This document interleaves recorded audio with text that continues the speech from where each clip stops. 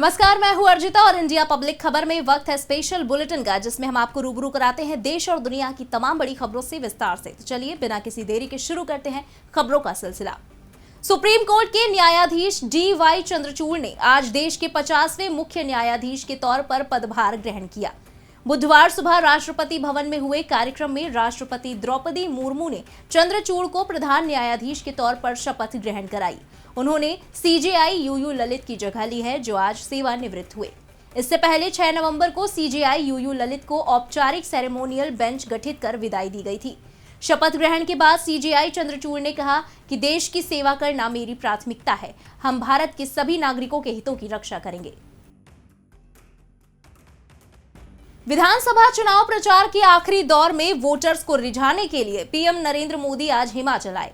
उन्होंने कांगड़ा के शाहपुर में चंबे मैदान में विशाल रैली को संबोधित किया। इसके बाद उन्होंने हमीरपुर के सुजानपुर में जनसभा को संबोधित किया। दोनों जगह उन्हें सुनने के लिए हजारों की संख्या में लोग पहुंचे।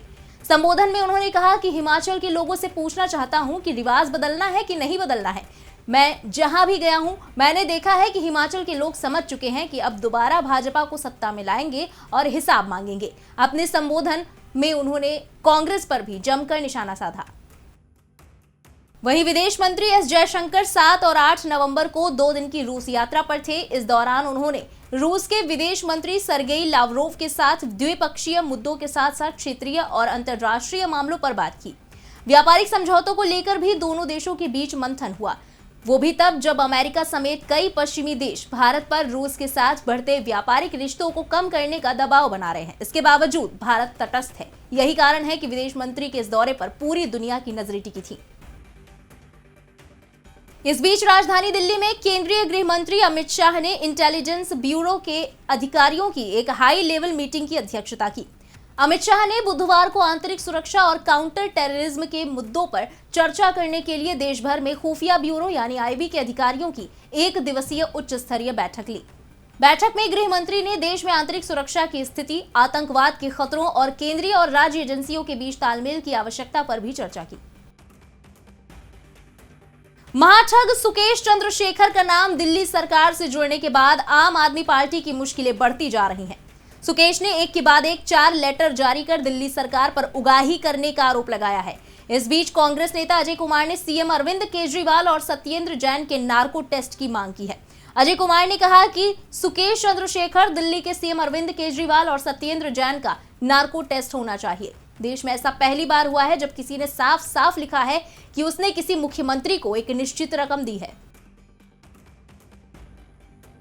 केजरीवाल जी और आम आदमी पार्टी इतने साल से लोगों के ऊपर इतने आसानी से जो है आरोप लगाते थे, अब तो एक व्यक्ति लिखित में दे रहा है कि सत्येंद्र जैन ने पैसा मांगा है, अरविंद केजरीवाल ने पैसा मांगा है। तो हम तो सिंपल स्पष्ट चीज है, सुकेश चंद्रशेखर का जो है नार्को कराइए, नार्को टेस्ट कराइए सत्येंद्र जैन जी का और अरविंद केजरीवाल जी का, क्योंकि ये पहली बार है कि किसी भी देश के इतिहास में तो पहली बार है कि कोई स्पष्ट रूप से लिख के दे रहा है कि हम इस मुख्यमंत्री को इतना पैसा पहुंचा रहे हैं।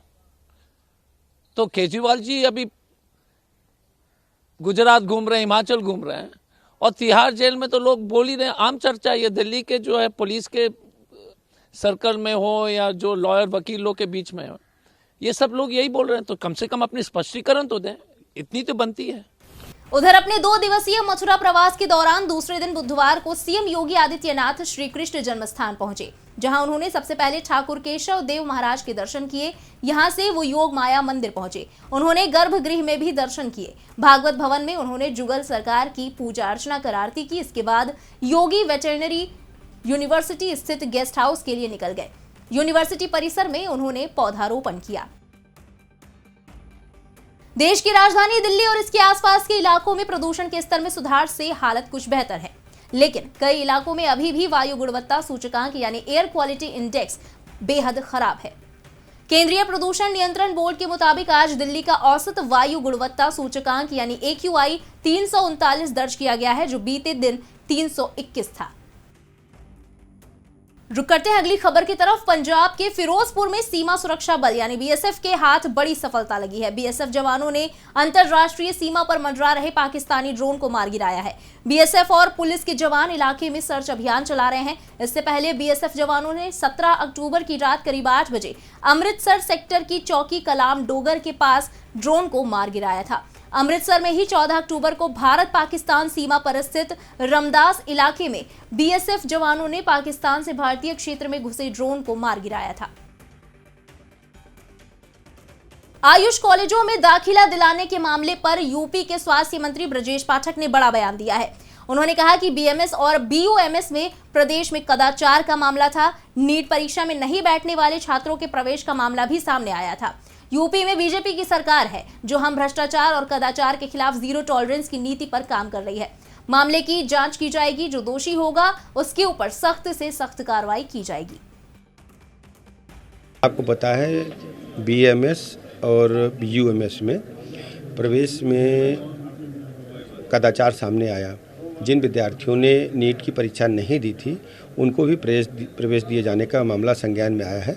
सरकार उसमें जांच कराकर कार्रवाई करेगी। हर स्थिति में हम उत्तर प्रदेश में भ्रष्टाचार कदाचार पर जीरो टॉलरेंस की नीति के तहत काम कर रहे हैं। उधर जम्मू कश्मीर के पुंछ जिले स्थित मुगल रोड पीर पंचाल पर्वतमाला पर भारी बर्फबारी हो रही है। भारी बर्फबारी के बीच शोपियां और कश्मीर जाने के लिए रास्ते बंद हो गए हैं। सर्दी शुरू होते ही जम्मू कश्मीर के कई इलाकों में भारी बर्फबारी भी शुरू हो गई है। जम्मू कश्मीर की बर्फबारी हमेशा से पर्यटकों का मन मोहती रही है। सर्दी की छुट्टियों में लोग अक्सर यहां बर्फबारी का नजारा देखते आते हैं। बीते कुछ दिनों में घाटी में जारी बर्फबारी से यहां का मौसम सुहाना हो गया है। इसी के साथ स्पेशल बुलेटिन में बस इतना ही, लेकिन देश और दुनिया की तमाम बड़ी खबरें अभी बाकी है, इसलिए सब्सक्राइब करें इंडिया पब्लिक खबर के यूट्यूब चैनल को और बेल आइकन दबाना बिल्कुल ना भूलें।